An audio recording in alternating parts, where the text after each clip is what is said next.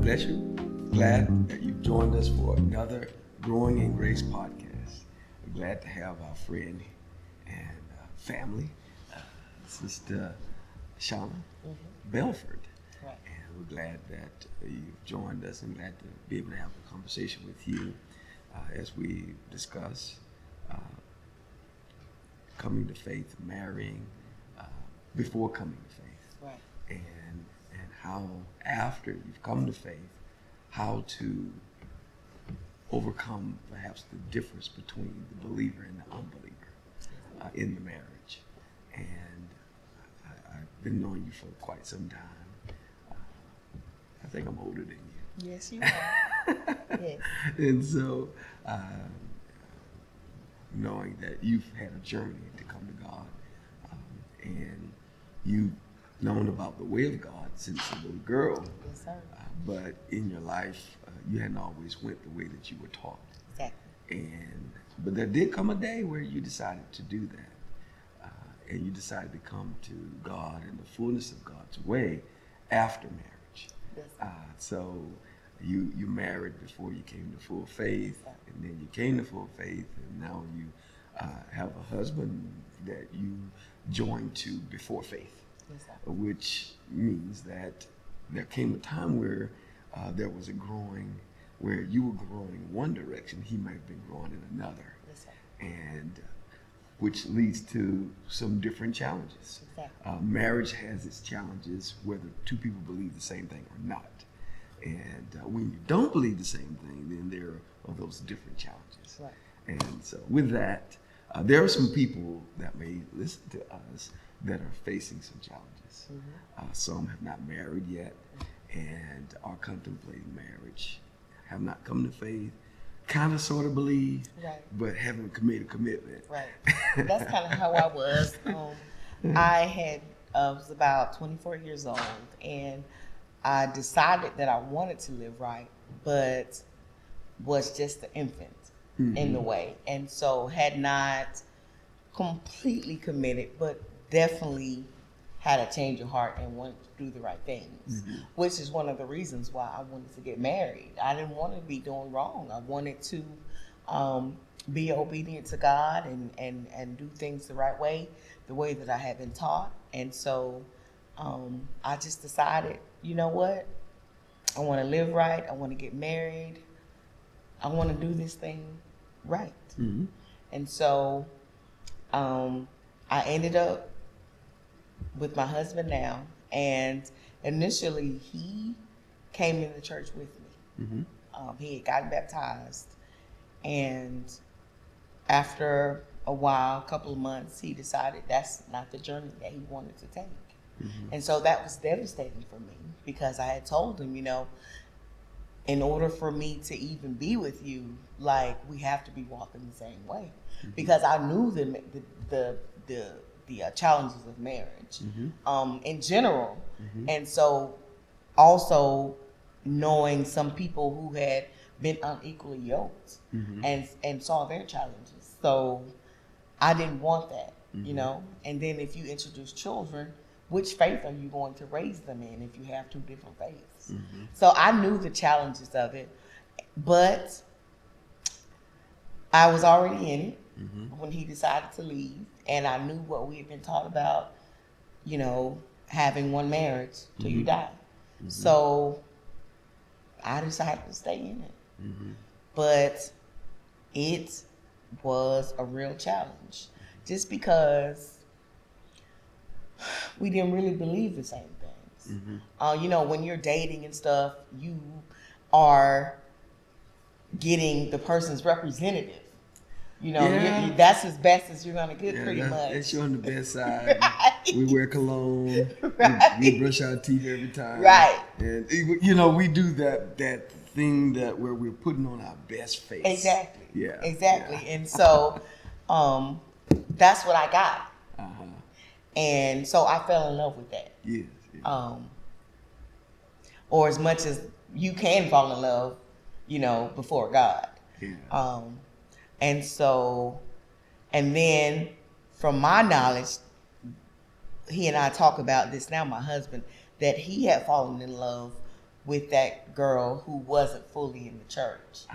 So then when we got married and I just completely jumped all in, that was a challenge for him. Down to the way I talked, down to the music I listened to, down to the way I dressed. That was a change for him. So that was a big point of contention for us. He wanted me one way, and I wanted God's way. So that was a really, really big point of contention. And then in addition to that, he was doing some things I didn't like. We were learning each other. I was doing some things he didn't like. And so automatically what I did was try to fix him. And I think that's the problem with a lot of people. They try to raise their spouses. Their spouses have already been raised, but you try to talk them right. You try to tell them, and then you end up sometimes becoming a nag and all of that stuff. It's like you're parenting. Exactly. And you didn't marry somebody to be a son. Exactly. And he didn't want to marry a mom. Exactly. So then, you think you're going to talk them right, or then sometimes there's a silent treatment. Sometimes, there was withholding of sex. Sometimes there was, just all types of things. Because you want them to be who you want them to be. Because I think a lot of times we have this idea about what marriage is going to be, and it's oftentimes a fairy tale. Right. And it's not that. It's not that necessarily in the beginning, especially. Right. And so I find myself just always trying to fix it, not going to God. You had your own plan. Had my own plan, but was listening to the word, but not a doer of the word. Definitely not going to be able to win him by my chaste conversation. Because what I was doing was preaching to him. Well, some of the things that I would do that would get him angry, one of the things I did was we would be riding together and I would turn on the church because I wanted him to hear the preaching. But then later on I learned it's not with the word that he's going to be won. It's going to be by my chaste conversation coupled with fear. So just doing that kind of stuff antagonized him. It really antagonized him because I would call myself trying to be slick and let him hear the truth. But really he was supposed to see the truth in my life. He was supposed to see it. Kind of like your father would say sometimes, that living epistle. Exactly. That living word, how it looks on the person. Exactly. And if he could see it in you, see you performing it, living it out, actually it be a part of you and your lifestyle. Exactly. And I know sometimes people think that when the scripture says your chaste conversation, they may think that only means what you say. Talking, exactly. But it's your behavior and Yes, how you treat the other person. Yes, sir. Because your conversation is more than what you say out of your mouth. It's your treatment. It's your nonverbal. It's the respect that you have. It's all of that. It's the package. Yes, sir. And if a person could actually see somebody presenting God's package to them, then they will fall in love with that. And I completely agree, but I was not presenting God's package at that time. And shortly after I got married, I found out I was pregnant with my daughter. No, that didn't come out right. I got pregnant shortly after I got married. And so we were already having problems. And then introducing a daughter into the marriage was difficult because my husband had a problem with the way I dressed.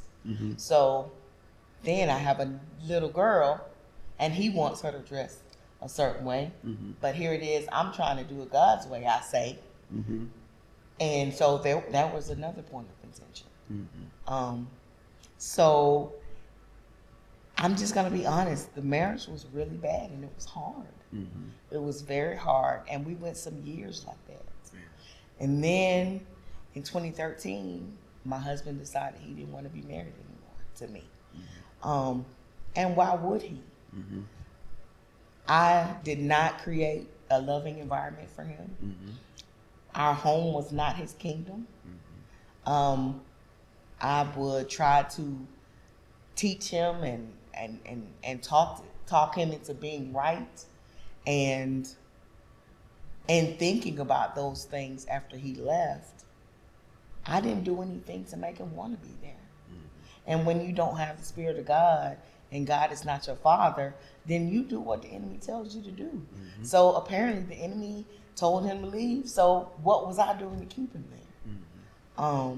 So when he left in 2013, I was devastated.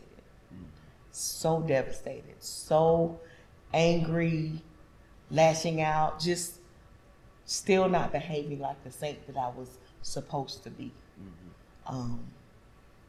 But after some time, my husband began to come back around to see our daughter. And when someone leaves you, first of all, those nights are cold and lonely. And then you don't have that person to converse with. I actually missed him. Even though the marriage was not what I wanted it to be. You still you didn't have companionship. I did not have companionship. You didn't have anybody to fuss with. I didn't have anybody to fuss with. It was just, I was lonely. I was very lonely. And as he began to come around, I had grown in God. And I decided I didn't want anybody else to have my husband. I wanted my own husband. And I began to really fall in love with him. Can I ask you a question? Sure. Of course you didn't want your husband to leave. Right. Do you see good in that? In that break? In that time where he left and then you were able to grow and to actually miss your husband and to have some reflection? Did you see the good in that? I did. Now, initially, I was, like I said, I was just very angry that he had left me, and how dare he? I can't have anybody else, and how could he be so evil? But him leaving was probably one of the best things that happened to me, besides me knowing God, because I was able to see what I had missed, what I had given up. I was able to see my mistakes. And I said, if I ever get another chance with him, I'm going to show him.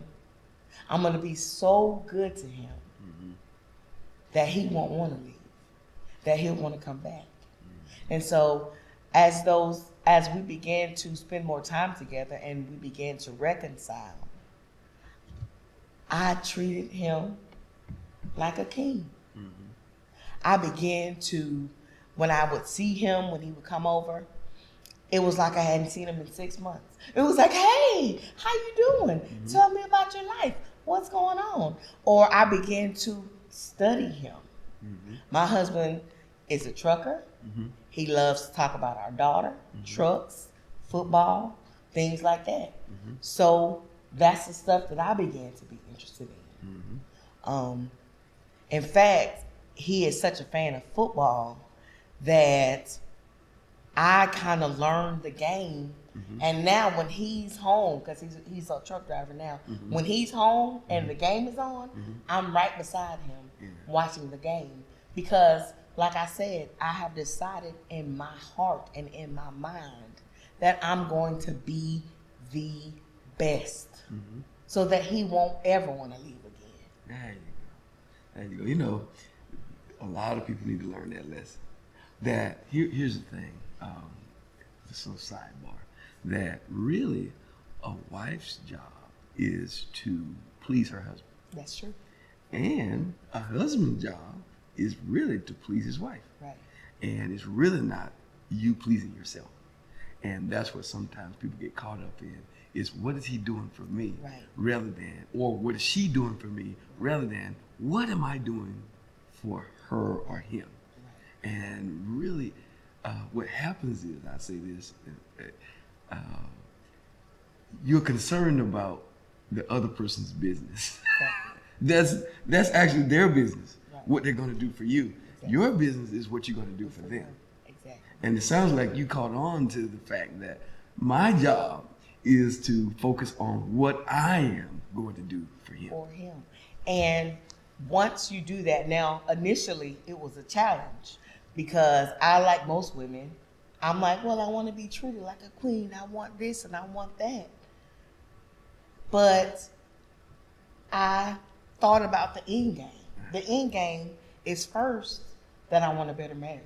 Yes. The second thing is that I love my husband so much, I want him in the kingdom with me. Mm-hmm. Mm-hmm. So with those two end games in mind, it became easier for me to make it all about him. And when I tell you I make it all about him, Mm-hmm. it's all about him. Mm-hmm. And I'm okay with that. Mm-hmm. And I'm actually happy with that. Yeah. And I do it so much, it's become a habit. Yes. I mean, things like sometimes he'll be downstairs and I'll be upstairs. And it gets a little cooler downstairs. So I'll wake up out of my sleep and go and put a blanket on him. Mm-hmm. Because that's just, I care about his well-being. That's big, though.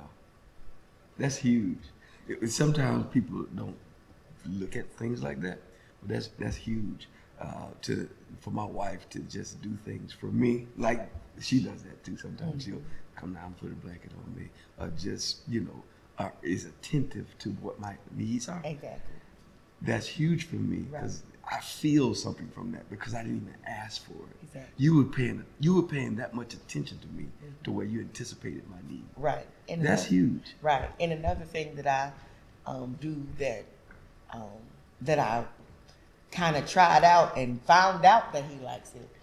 Sometimes he'll be going to sleep on my lap and I'll just be rubbing his head. Uh-huh. He loves that. Uh-huh. That's not hard for me. Uh-huh. That's not taken away from my life. There's nothing hard about that. Yeah. So why not do it to please him? Because again, my end goal is to win him. Yeah.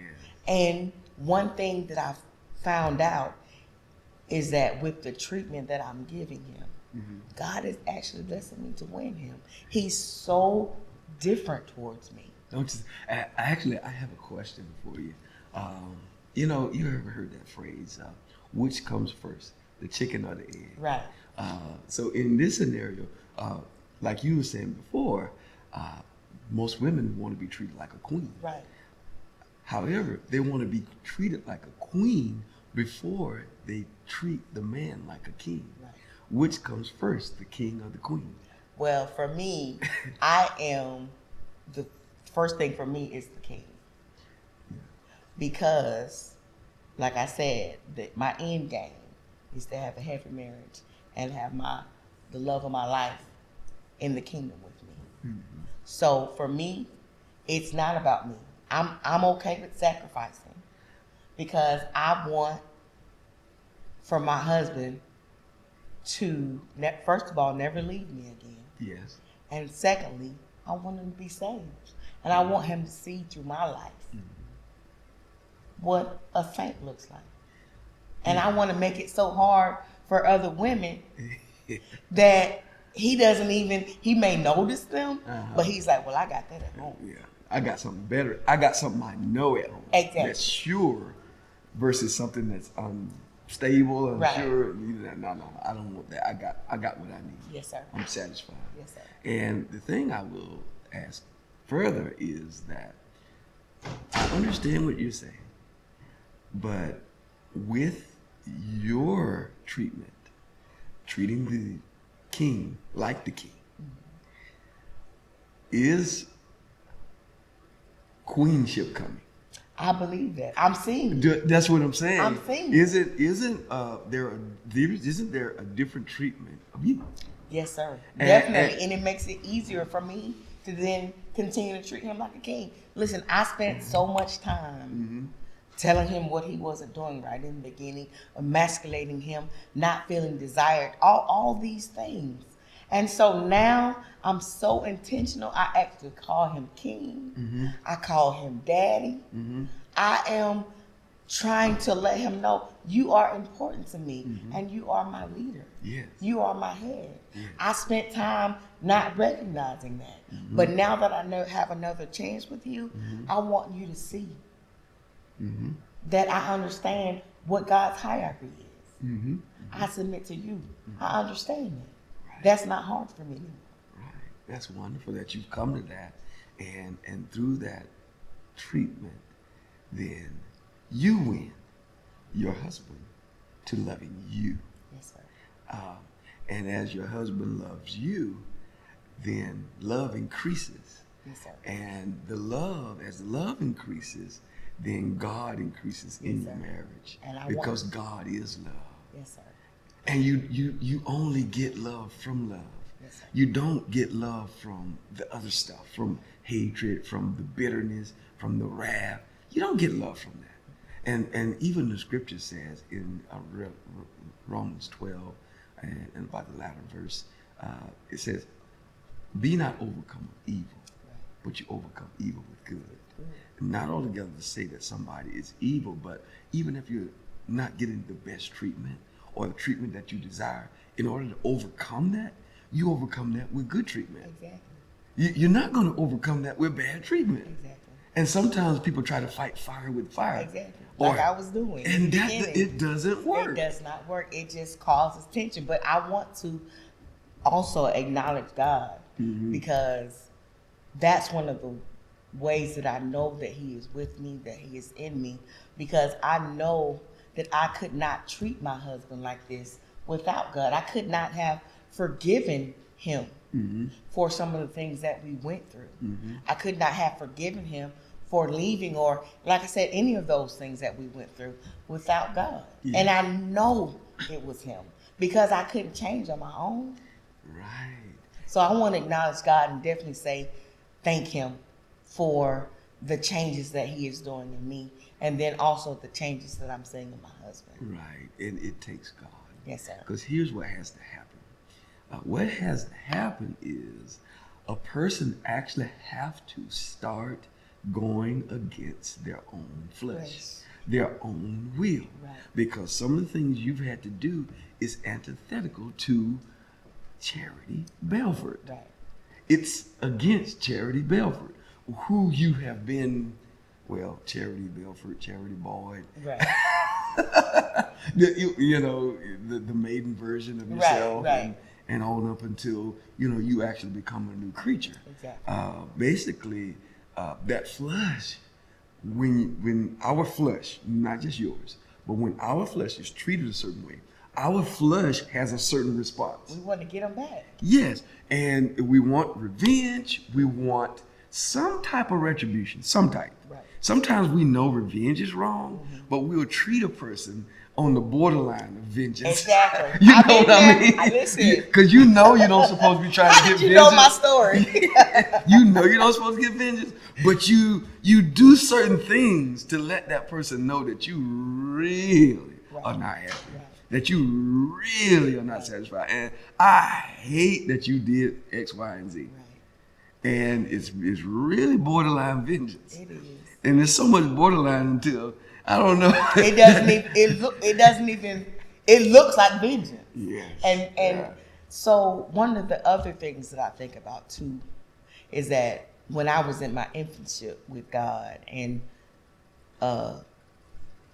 acting a fool with my husband, when I was supposed to be trying to show God, I want to say that, I lost my train of thought. I want to say that, can we edit this? I definitely lost my train of thought. Yeah, well, when you were in your infancy with God, and you want to say something that happened when you was in your infancy. That I was not showing God, and I wanted vengeance. And just that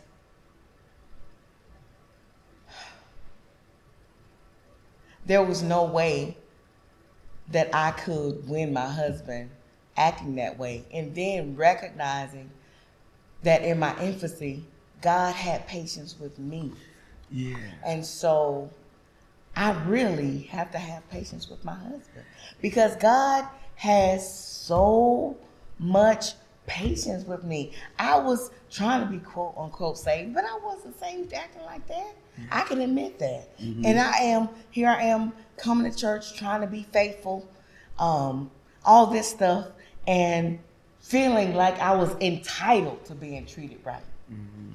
But then after a while, when I got more serious about my walk with God, I just began to realize that if God was like that with me, how I was with my husband, I might be dead. You wouldn't have made it. I would not have made it. So that's that's the train of thought that I lost, is that, I just sometimes, and I'm not saying that it's always beautiful. Now, most of the time my marriage to my husband is beautiful. I can admit that. But there are some times where we may come to a point of an impasse where, we just decide, what, we'll agree to disagree. But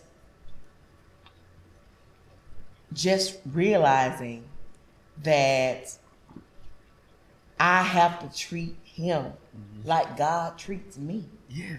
And I think sometimes we forget about that. Yeah. We're just so focused on what we're not getting, we forget that God is providing us with so many things.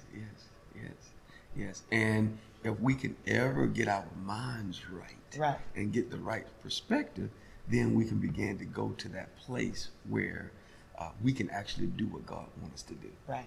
And by doing what he desires for us to do, we can begin to get the results of serving God. Right.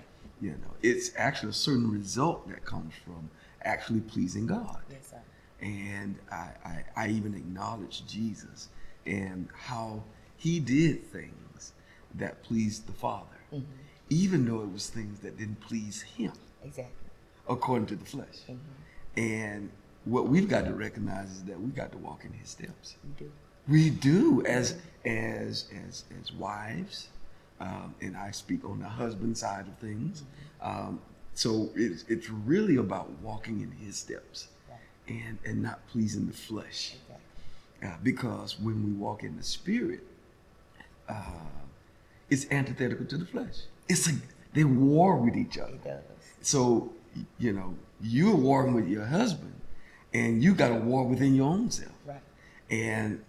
And partially, you can correct me if I'm wrong, what led to 2013, where your husband says, I think I got to go for a while.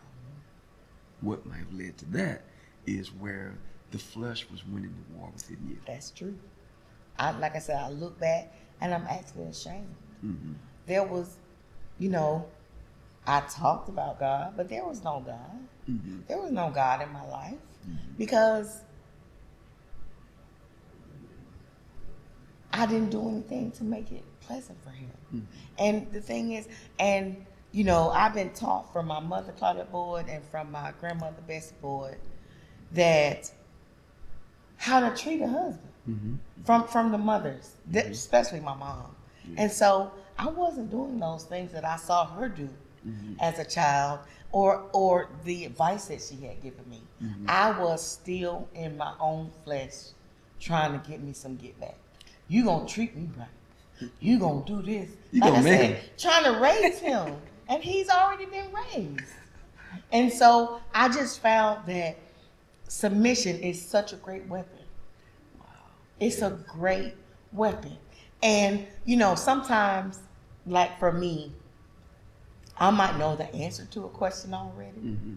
But I'm going to go to my husband and say, well, tell me, you're the head. What do you think about this? How should we go about handling this? I might already have a decision in my mind, but because I know I'm still trying to win him, I'm going to put him in that headship place. Because I know that God put something in a man that makes him want to be revered and respected. Right. Honored. Yes. Exactly.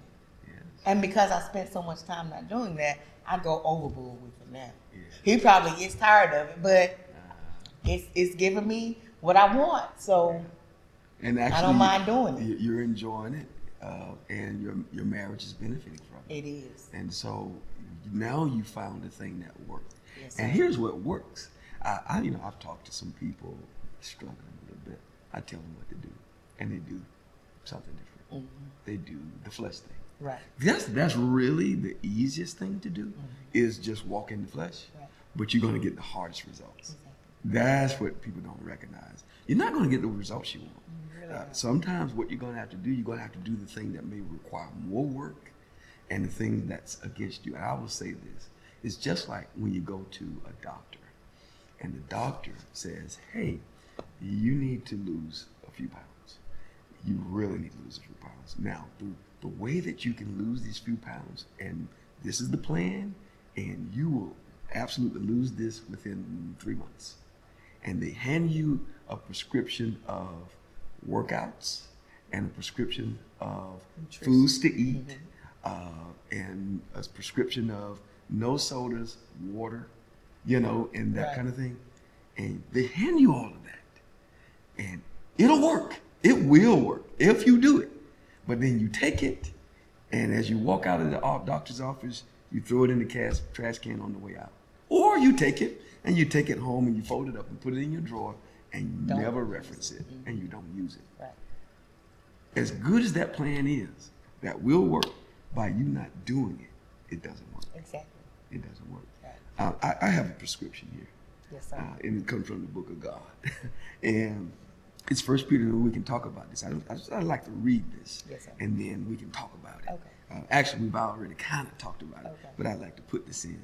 1 Peter 3:1 says, likewise, you wives, be in subjection to your own husbands, that if any obey not the word, they also may, without the word, be won by the conversation of the wives, while they behold your chaste conversation coupled with fear, whose adorning, let it not be the outward adorning of plaiting the hair, and of wearing of gold, or of putting on of apparel, but let it be the hidden man of the heart, in that which is not corruptible, even the ornament of a meek and quiet spirit, which is in the sight of God of great price. I've already said a mouthful, but let me finish.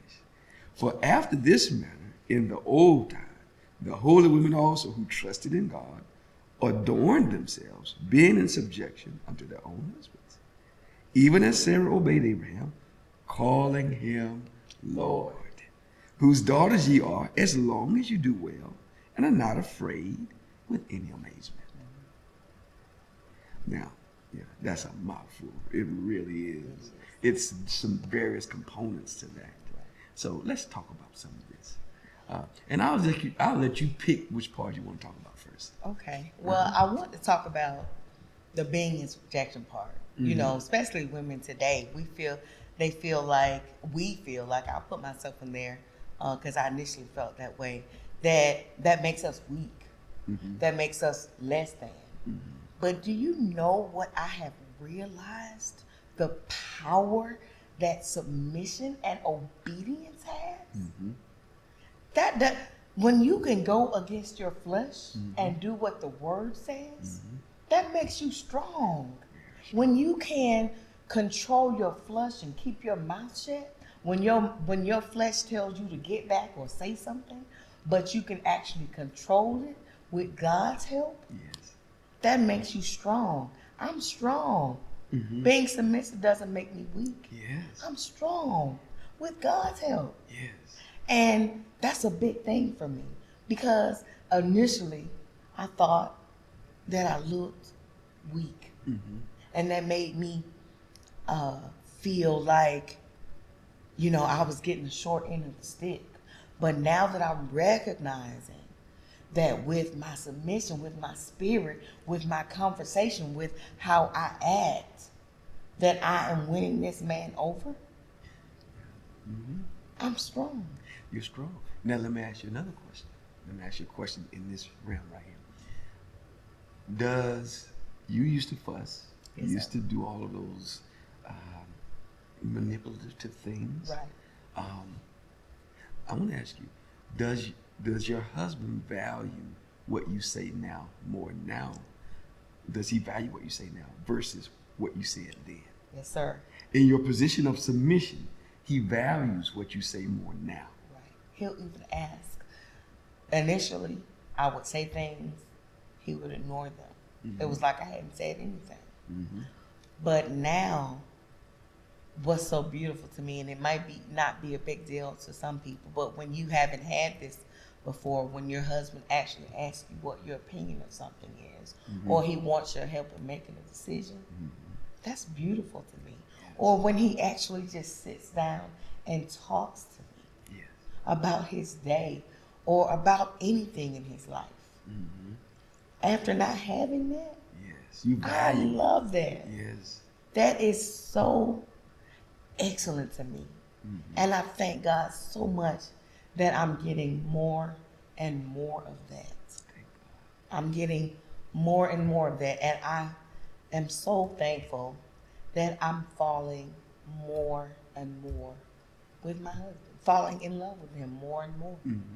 And to be honest with you, with some of the things that you kind of deal with sometimes, like infidelity and some of the things that I've dealt with in my marriage, you know, you think, how can I ever get over that? Some people think that's the worst thing that can happen.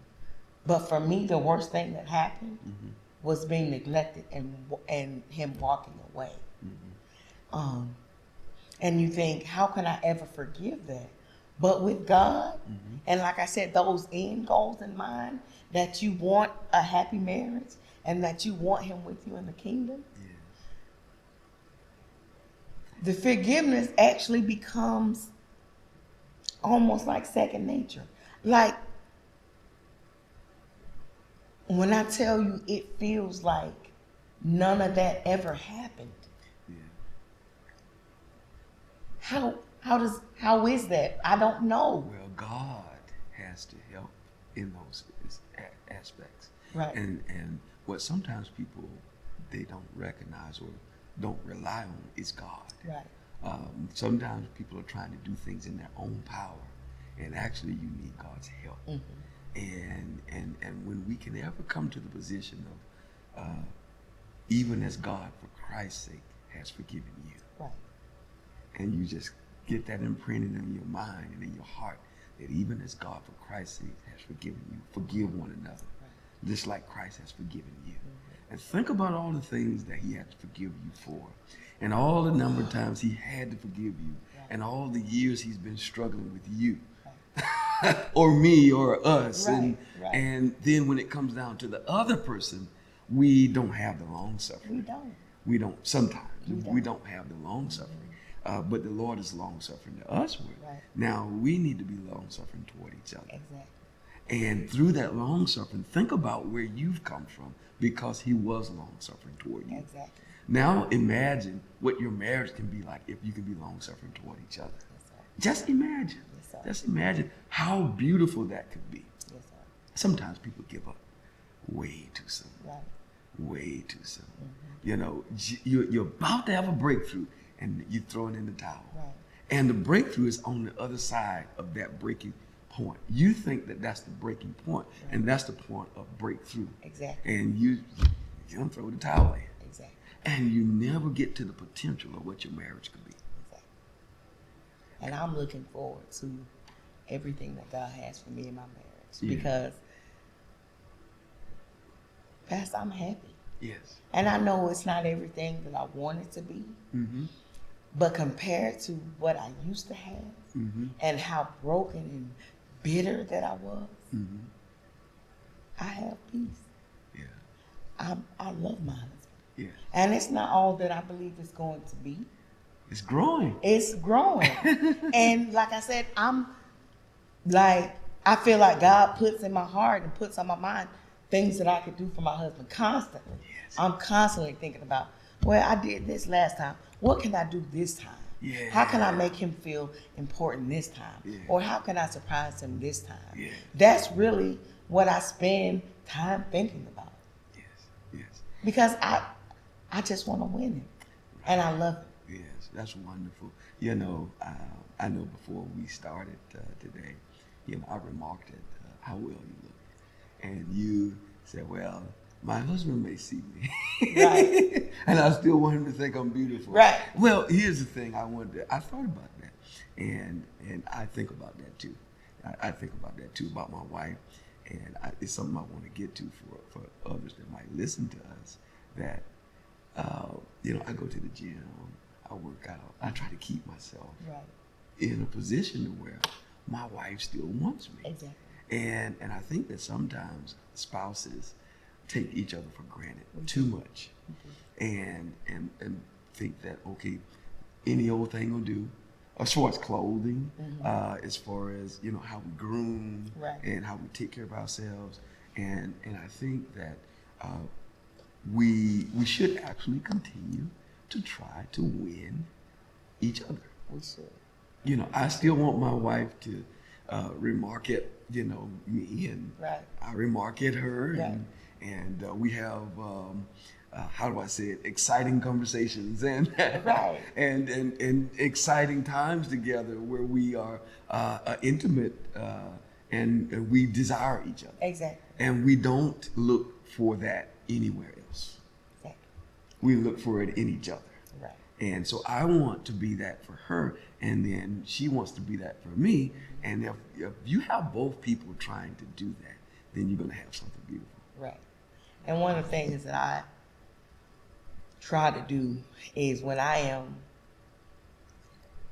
know that I'm going out with my husband, Mm-hmm. I want other people to say, man, you got a beautiful wife. Mm-hmm. So that's my goal. Like when I'm with him, I want him to feel proud with me on his arm.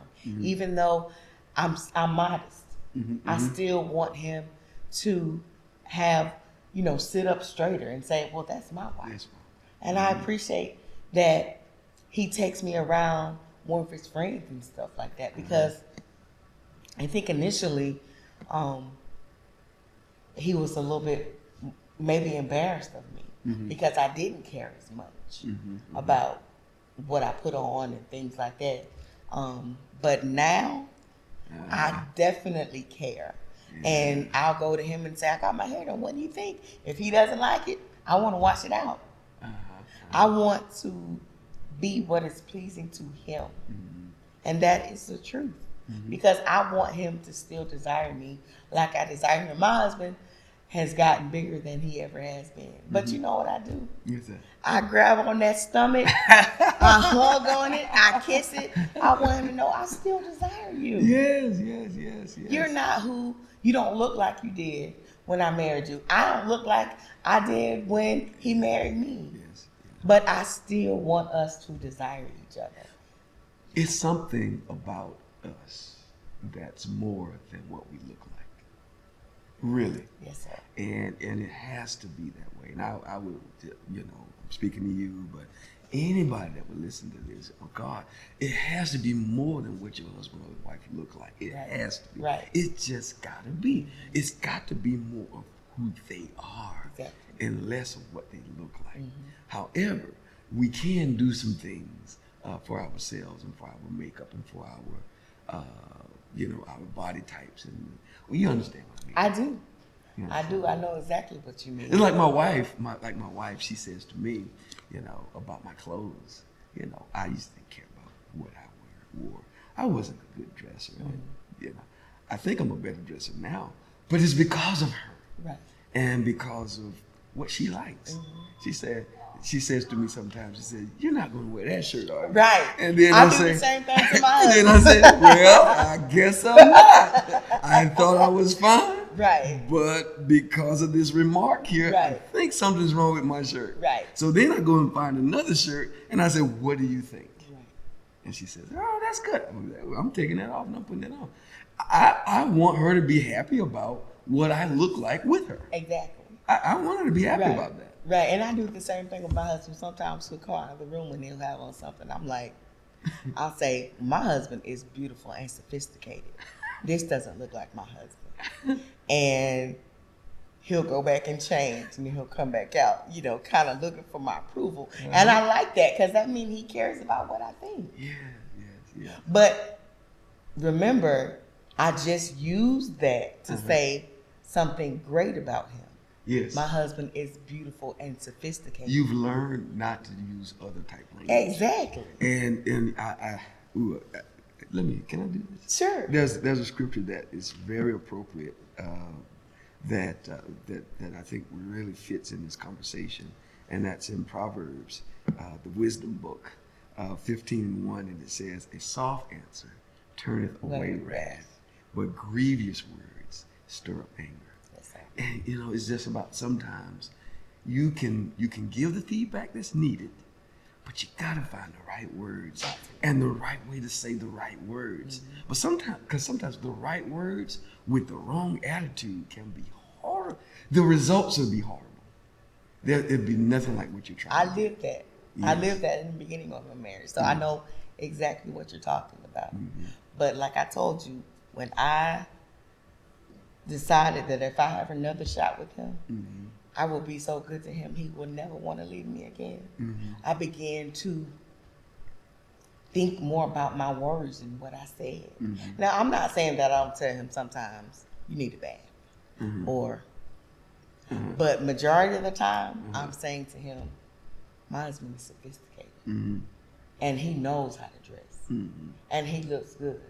So this does not look like my husband.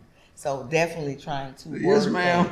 things. Definitely go trying back to to the word things closet. exactly so that I don't tear him down. Yes, I yes. never want to tear him down again.